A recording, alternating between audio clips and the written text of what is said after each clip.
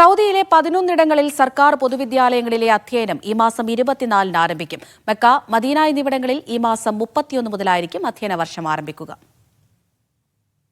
സൗദിയിലെ 11 സർക്കാർ പൊതുവിദ്യാലയങ്ങളാണ് ഓഗസ്റ്റ് 24-ന് തുറക്കുക. മക്ക, മദീന എന്നിവിടങ്ങളിൽ ഇത് ബാധകമാകില്ല. ഇവിടങ്ങളിൽ ഓഗസ്റ്റ് 31 മുതലായിരിക്കും അധ്യയന വർഷം ആരംഭിക്കുക.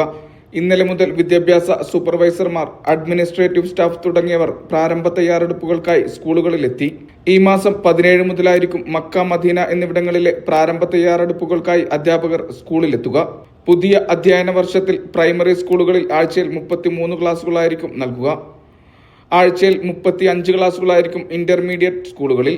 സെക്കൻഡറി സ്കൂളുകളിൽ 32 ക്ലാസുകളുമായിരിക്കും.